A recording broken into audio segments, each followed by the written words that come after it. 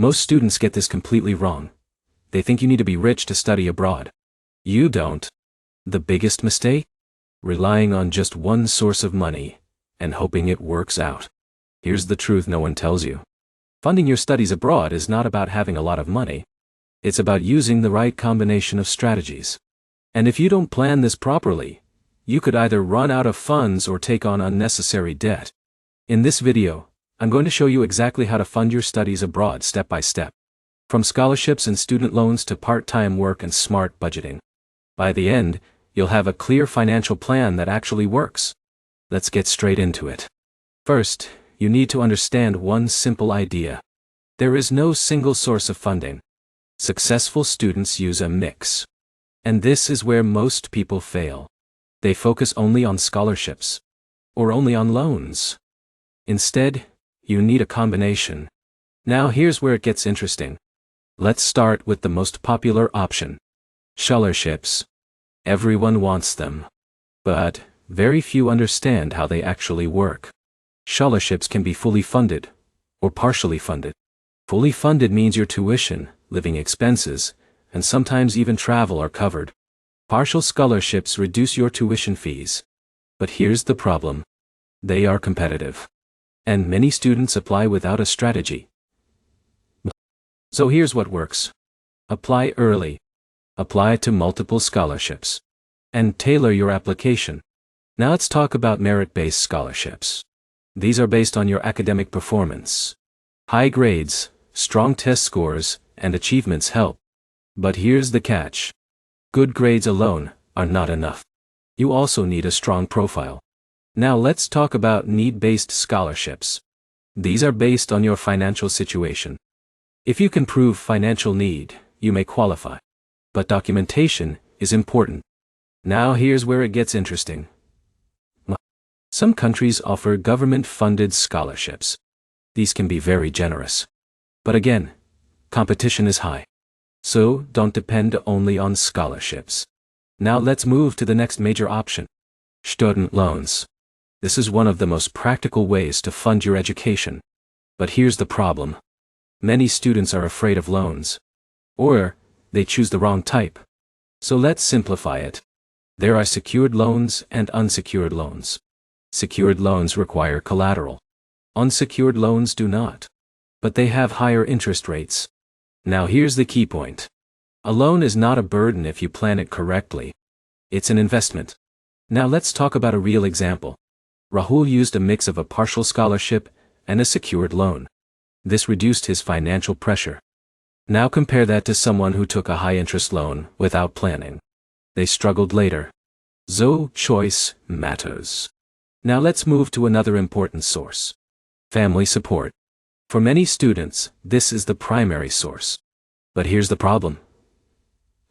Families often underestimate the total cost. So have a clear discussion. Plan your budget together. Now here's where it gets interesting. Saving steady. If you start early, even small savings can help. For example, Alex saved for 2 years before applying. That reduced his loan amount. Now let's talk about part-time work. This is a big advantage in many countries. You can work while studying. This helps cover living expenses. But here's the catch. Don't rely on it completely. Jobs are not guaranteed. And your main focus should be your studies. Now here's where most people fail. They assume part-time work will cover everything. It won't. So treat it as support, not your main plan. Now, let's talk about assistantships. If you're going for postgraduate studies, this is important. Teaching assistantships, or research. Assistantships can cover tuition and provide a stipend. But here's the problem. They are competitive. So apply early. Now let's talk about sponsorships. Some companies sponsor students in exchange for a work commitment. This is less common, but worth exploring. Now, here's where it gets interesting. Crowdfunding. Yes, some students raise funds online. But this requires a strong story and network. So it's not a primary option, but it can help. Now, let's talk about budgeting. This is where everything comes together. Even if you have funding, poor budgeting can cause problems. So create a clear budget.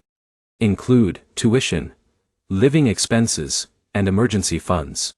Track your spending. Now here's a simple tip. Must always keep a buffer. Unexpected expenses will come. Now let's talk about cost reduction. This is just as important as funding. Choose affordable universities. Bite. Choose cities with lower living costs. Share accommodation. Cook your meals.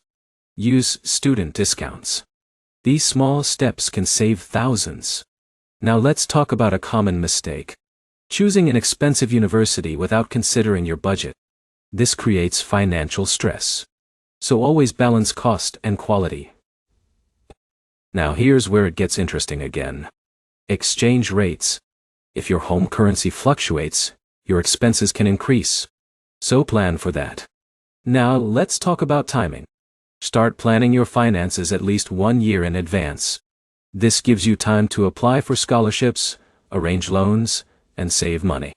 Now let's talk about a real scenario. Alex relied only on a loan. He didn't plan his budget.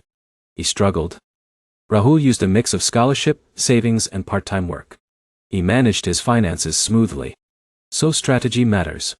Now let's bring everything together. Funding your studies abroad requires a combination of scholarships, loans, family support, savings, and part-time work. You need to plan your budget carefully.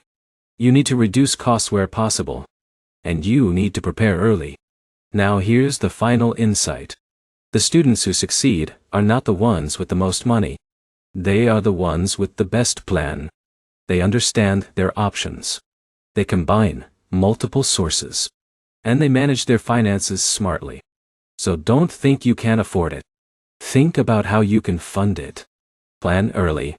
Stay disciplined. And take action. If you found this helpful, make sure to like this video. Subscribe for more practical guides.